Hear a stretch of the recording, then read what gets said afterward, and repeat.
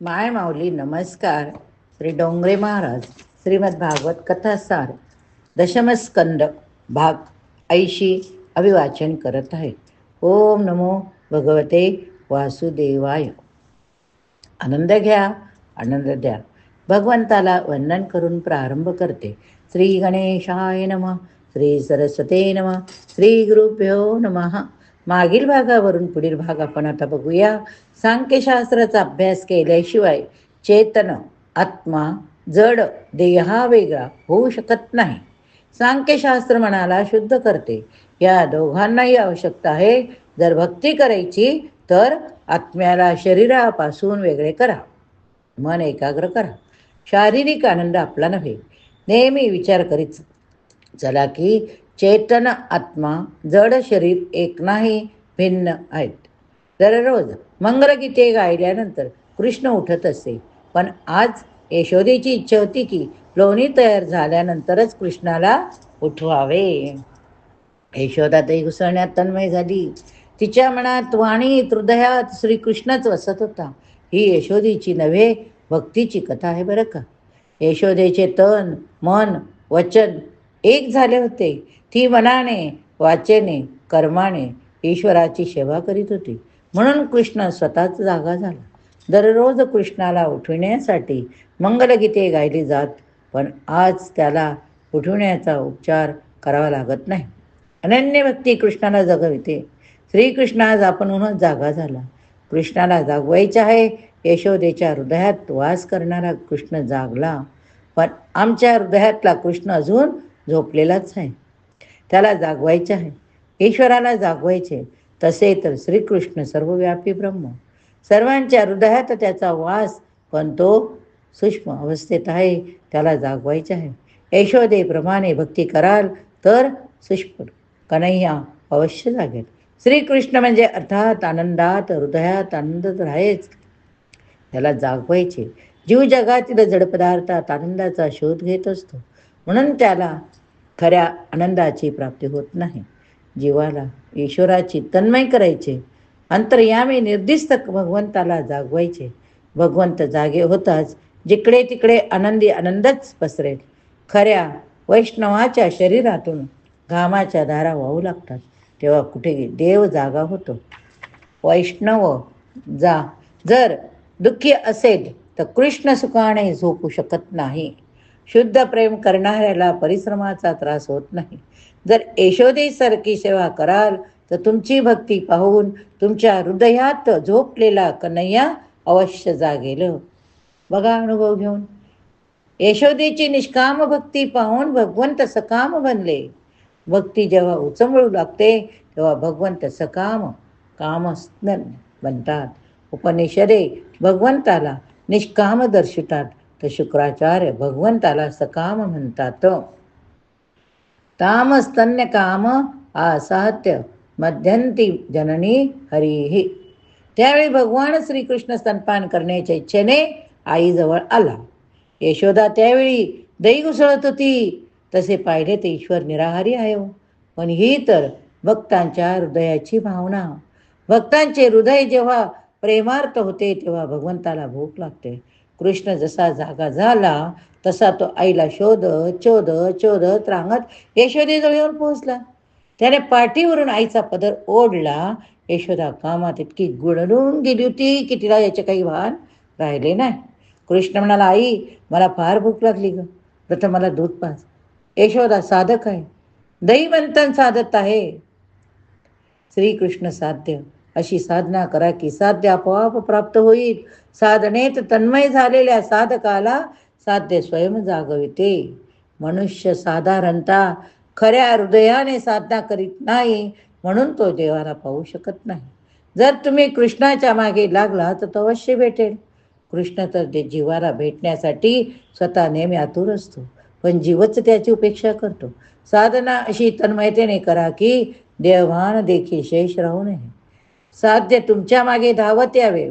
यशोदेची भक्ती पाहून कृष्णाने मागून येऊन यशोदेचा पदर धरला. डोळ्यासमोर नजरेसमोर आणा बरं. तुम्ही सेवा साधने तितके मग्न व्हा की साध्य स्वयं तुमच्या दारावर येऊन टाकेल. हीच तर होय पुष्टी भक्ती. शरीराने भक्ती करताना डोळ्यात मनात श्रीकृष्ण भरलेला ठेवा. यशोदा सर्वांगीने भक्ती करीत श्रीकृष्णाचा नाम जप करीत होती. शरीराने सेवा कराल, वाणीने कीर्तन कराल, मन कृष्णात रमवाल, तर तुमच्या हृदयात श्रीकृष्ण जागेल. प्रपंचाची सर्व कामे कृष्ण कीर्तन करीत करीत करा. त्याच्या कीर्तनाने डोळे उघडे असतानाही जगाचा विसर पडू शकेल. योगी जन डोळे मिटून ब्रह्मचिंतन करीत करीत जगाला विसरण्याचा प्रयत्न करतात, तरी ते जग विसरू शकत नाहीत. वाणीने कीर्तन, डोळ्यांनी दर्शन. वाणीने कीर्तन, डोळ्याने दर्शन. शरीराने सेवा केल्याने यशोदेच्या हृदयात श्रीकृष्ण प्रगट झाले. प्रेमाने स्मरण केल्याने हृदय द्रवित होते, आनंद प्राप्त होतो. आनंद ब्रह्माचे स्वरूप आहे. निद्रा अवस्थेतील आनंदासारखीच जागृत अवस्थेत मुक्ती मिळू शकते. कृष्ण गुडघ्यावर रांगत रांगत आईजवळ आला. कृष्ण गुडघ्यावर रांगत रांगत आईजवळ आला. पदर धरून म्हणू लागला, मला भूक लागली, मला भूक लागली, मला खायला दे. यशोदा आईने हातातले काम अर्ध टाकू इच्छित नव्हती हो. भुकेने कृष्ण रडू लागला. आईने काम सोडले. आपल्या मुलाला मांडीवर घेऊन ती दूध पाजू लागली. दुधाची धार वाहू लागली. भक्तीने हृदय द्रवित झाल्यावर आनंद अवश्य मिळतो. हा आनंद तर ईश्वर शुकाचार्य काय स्तनपानाची कथा सांगत होते. श्रीधर स्वामी म्हणतात की कथा मुलाला दूध पाजण्या इतपत सामान्य नाही. ही तर ब्रह्म संबंधाची कथा आहे. यशोदा जीव आहे, जीव. कृष्ण परमात्मा. माता पुत्राचे मिलन कसे असते ते दुसरा कोण जाणू शकतो? कोणी जाणू शकत नाही. तो अनुभव घ्यावा लागतो. यशोदा मुलाला दूध पाजत आहे इतकी साधी गोष्ट नाही, पण हा तर ब्रह्मसंबंध स्थापित झाला आहे. ही अद्वैताची कथा आहे. माता यशोदा बाळकृष्णाला मांडीवर घेऊन परमेश्वराशी एकरूप झाली. हे तर जीव ब्रह्माचे ऐक्य. अशा मिलनाचे वेळी बाहेरच्या संसाराला मनात शिरू देऊ नका. ब्रह्ममिलनाच्या वेळी ईश्वर, मिलनावेळी संसारिक विषयापासून दूरच व्हावे. यशोदेचा ब्रह्मसंबंध झाला त्यावेळी अलौकिक आनंदाची वृत्ती होऊ शकते. स्तनपान करता करता कृष्णाच्या मनात आले की आज थोडी आईची कसोटी पाहू की तिला मी अधिक प्रिय आहे की हा संसार अधिक आवडतो. तिची अधिक लगट आहे माझ्याशी की संसारिक व्यवहाराशी. परमात्मा परीक्षा पाहिल्याशिवाय कुणाही जीवाला आपलासा करीत नाही. क्षुद्र माणूस 2-4 पैशासाठी पाप करतो. लहान लहान पापे एकत्र झाली म्हणजे महापाप होते. पाप न करणे हेच सर्वात मोठे पुण्य. कसोटीला उतरल्यानंतर परमात्मा कृपाही करीत असतो. तो सर्वच जीवांची कसोटी ईश्वरावर करावी. ईश्वराची माळ गळ्यात घातल्याशी नंतर जर जीव दुसऱ्यावर प्रेम करू लागेल तर ईश्वर अप्रसन्न होतो. ईश्वराला वाटते की जीवाने एक मात्र त्याच्यावरच प्रेम करावे. प्रेम करणाऱ्याला योग्य तर एक ईश्वरच आहे. कारण जगातील इतर पदार्थांचे प्रेम कधी न कधी रडवतेच. कृष्णाने आईची परीक्षा घेण्याचे ठरवले. कृष्ण मनात विचार करू लागला की मी चुलीवरच्या अग्नीला वारा घालीन, मग तो अग्नी भडकेल. त्यामुळे चुलीवरचे दूध उतू घालून जाऊन ते चुलीत सांडू लागेल. तेव्हा जर आई मला सोडून दूध वाचविण्याकरिता धावेल तर मी समजेल की तिला मी प्रिय नसून संसारिक पदार्थच तिला अधिक प्रिय आहेत. कित्येकांना वाटत असते की प्रपंचातील सर्व व्यवहार चांगल्या रीतीने पार पाडल्यानंतर परमार्थ करू. अहो, परमार्थातील कामधंदा चांगल्या रीतीने पार पाडून आजपर्यंत कुणाचाही कधी संपला नाही. परमार्थ यापुढे संपणार नाही.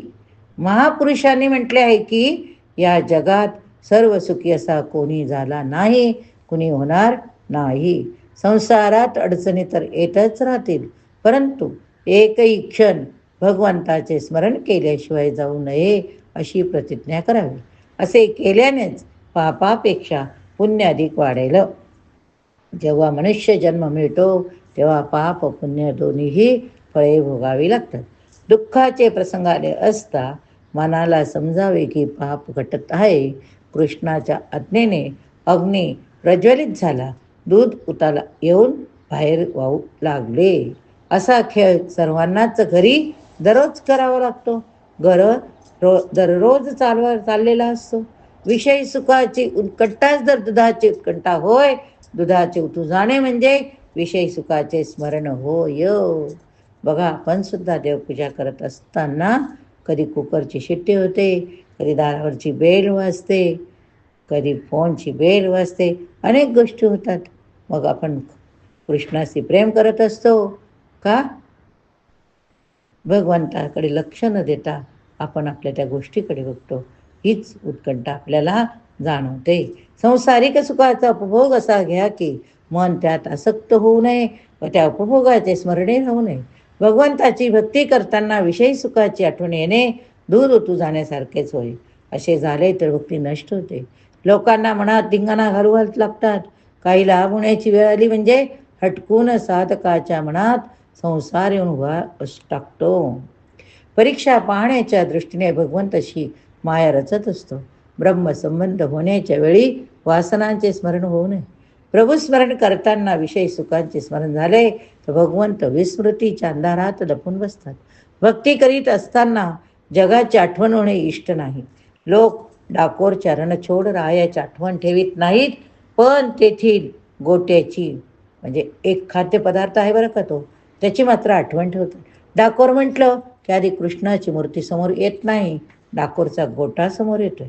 डाकोरचे सौंदर्य तर स्मरणात नाही, पण माणसाला तेथील गोट्याचा स्वाद मात्र सतत सतावत असतो. गोट्याचं पीठ हवं म्हणून डाकोरला जायचं. ईश्वराची भक्ती करीत असताना जर विषयी सुख आठवले तर समजा की दूध ओतू जाऊ लागले. भक्तीच्या समयी डोळे, कान, मन एका भगवंताशिवाय अन्य कुणाला देऊ नये. कुणाशी बोलू नये. डोळे मिटून जय श्रीकृष्ण म्हणून आपल्या भक्तीत मग्न व्हा. जर यावेळी दुसरीकडे नजर फिरवाल मन चंचल होऊन भक्तीचा उपक्रम अर्धवट राहून जाईल. दूध ओतू जाऊ लागले तेव्हा यशोदा कृष्णाला बाजूला ठेवून दुधाचे भांडे चुलीवरून उतरवण्यास धावली. जीवही मोठा विचित्र आहे बरं का. आपला घरचा कामधंदा करीत असताना तो ईश्वराचा आठव करीत असतो, पण जेव्हा ईश्वर प्रत्यक्ष त्याच्या मांडीवर येऊन बसतो ना, तर ईश्वराची प्रत्यक्ष त्याचा संबंध जुळून येतो. त्यावेळी तो ईश्वराला एका बाजूला ठेवून देऊन प्रापंचिक कार्यामध्ये धावत सुटतो. ब्रह्मसंबंध जुळल्यानंतर संसाराचे स्मरण होणे म्हणजे दूध ओतू जाण्यासारखे. बरेच लोक माळा तर जपतात, पण त्यांचे मन भाजीपाल्याच्या खरेदीत, घरप्रपंचाच्या चिंतेत गुंतून जाते. अनेक याच्यात गुंते. अशा जपात प्रभूच्या नावाचा नव्हे तर वस्तूचा जप चाललेला असतो. वियोगात अपेक्षा असणे गुणदर्शन ठरते. संयोगात अपेक्षा भाव जागला तर दोष दर्शन ठरेल. कृष्ण दूर होता तेव्हा यशोदा त्याला मांडीवर घेण्यास उत्सुक होती. आता मांडीवर असता त्याची उपेक्षा करून दुधामागे धावत सुटली. सुलभ वस्तूची उपेक्षा करणे हा तर जीवाचा स्वभाव आहे. देवाला वाटते की यशोदेने अनेक व्रत केली, जप केला, तेव्हा कुठे तिला माझी प्राप्ती झाली, पण आता ती 2 शेर दुधासाठी मला सोडून चालली. कृष्णाला सोडून यशोदा घरकाम करण्यास गेली. कृष्णाला वाटले की माझ्यापेक्षा आईला संसारच अधिक प्रिय, म्हणून आईला शिक्षण देण्यासाठी कृष्णाने गोटा मारून दयाचा माठ फोडला. श्री महाप्रभूंची आज्ञा आहे की श्रीकृष्णाची सेवा लौकिक भावाने कधी करू नका. अलौकिक सेवा सोडून लौकिक काम सुधारण्याच्या हेतूने जर भक्ती कराल तर देव ते तुमची काम अधिकच बिघडून देईल. प्रभूला अलौकिक लौकिक दोघांची चिंता आहे. ते आमची फार काळजी वाटतात. त्यांना वाटत असते की भक्ताचे हृदय तर चिंतेने जळत असेल तर माझे कसे होईल. मी समर्थ आहे, माझा स्वामी व सर्व समर्थ आहे, सर्व शक्तिमान आहे असे मानून निश्चित होऊन भगवंताचे स्मरण मनन चिंतन करीत राहा. भगवंत स्मरण करीत असताना, भक्ती करीत असताना घरात जरी काही नुकसान होत असले तरी होऊ द्या, पण तन देवापाशी मन स्वयंपाकघरात असेल तर ती भक्ती कशी म्हटली जाईल. भगवत सेवा अर्धवट टाकून लौकिक काम साधण्याचा प्रयत्न कराल तर ते अधिकच बिघडून जाईल. म्हणूनच तर श्रीकृष्णाने दयाचा माठ फोडून टाकला. श्रीकृष्णाने विषय सक्तीरूपी माठ फोडला. यशोदेची विषय सक्ती नष्ट करण्याच्या हेतूने दह्याचे भांडे फोडले. संसार सक्ती नष्ट झाल्याशिवाय भगवत प्रेम उत्पन्न होत नसते. हरीवर विश्वास ठेवून ईश्वर भक्ती, श्रीकृष्ण सेवा करावी. श्रीकृष्ण प्रभुसेवा करणाऱ्याची लाज नेहमीच राखत ठेवतो. जोपर्यंत संसार सक्ती नष्ट होत नाही तोपर्यंत भगवत भक्ती सिद्ध होत नाही. सांसारिक विषय उपभोगाने कधी तृप्ती मिळत नसते. लोक भाजीवर, चटणीवर, लोणच्यावर तेलाची धार सोडतात. तेलाने डबडबीत झाल्यावर ते मिटक्या मारीत खातात. आता थोडा विचार करा की आजपर्यंत आमच्या पोटात तेलाचे किती डबे गेले असतील, धान्याची किती पोती पोटात गेले असतील. एक हिशोब तर करा. सहज मनात आला हा ना की रोज चपातीत किती ग्रॅम तेल, किती ग्रॅम आणि एक महिन्यात किती, एक सर्वसाधारण अंदाज करा. तरी आपण तृप्त झालो खाऊन? नाही. रोज भूक आहेच, रोज जातच आहे. ईश्वराला तिष्ठत ठेवून आम्ही घरकामात गुंतून जाणे मुळीच चांगले नाही.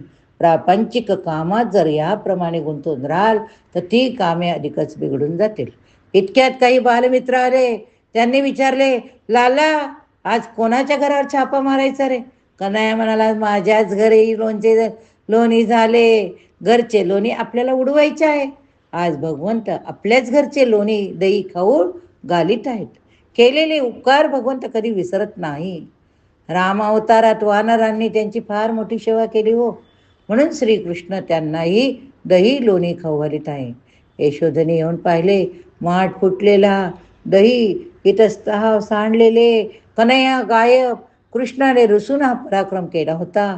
कृष्णाने शिंक्यावरची लोणी काढून तो बालमित्रांना, वानरांना खाऊ घालीत होता.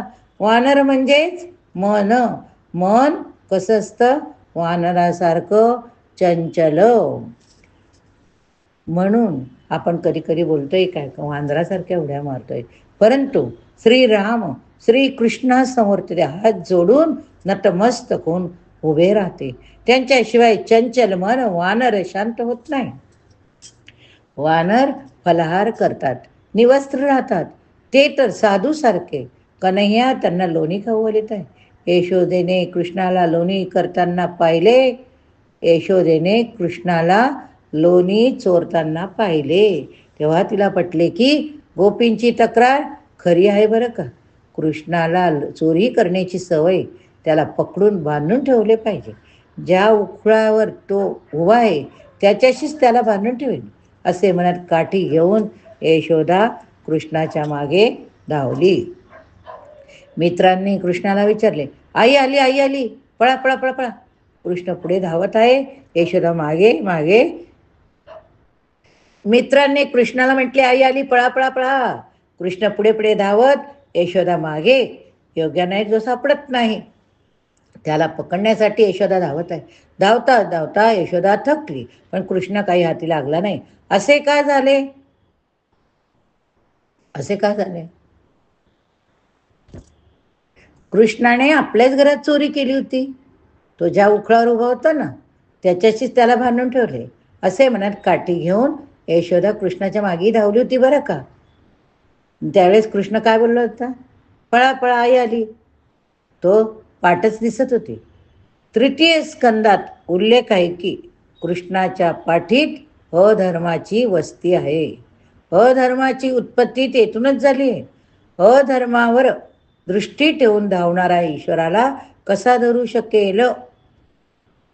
भक्ती धर्माच्या मर्यादेत राहून करा. भक्ती धर्मानुकूल घडली पाहिजे. जो आपले कर्तव्य, आपला धर्म सोडून देतो त्याची भक्ती सफल होत नाही. संध्या कर्म केल्याशिवाय भक्ती करणाऱ्या ब्राह्मणाची पूजा ईश्वर कधीही स्वीकारित नाही. जर घरात पती आजारी आहे, त्याची उपेक्षा करून स्त्री जर मंदिरात गेली तर तिची पूजा भगवंताने का स्वीकारावी? आपल्या पतीची, मुलांची उपेक्षा करून कथा कीर्तन करणाऱ्या किंवा मंदिरात जाणाऱ्या स्त्रीची भक्ती भगवंत कधी सफल होऊ देत नाही. कृष्ण धावला त्यावेळी श्रीधर स्वामी काय म्हटले? आपल्या एका चुकीमुळे यशोदा कृष्णाला पकडू शकली नाही. कृष्णाच्या पाठीमागे धावताना यशोदेला कृष्णाचे मुखकमल किंवा चरणार विंद दिसत नव्हते, तर पाठ दिसत होती. प्रभू काय म्हणताय? मला कर्तव्य धर्म याची मर्यादा फार आहे. या ठिकाणी हा भाग संपवूया. पुढील भागात पुढील कथा बघूया. ओम नमो भगवते वासुदेवाय. सच्चिदानंदरूपाय विश्वत्पत्यादिहेतवे तापत्रय विनाशाय श्रीकृष्णाय वयं नमः.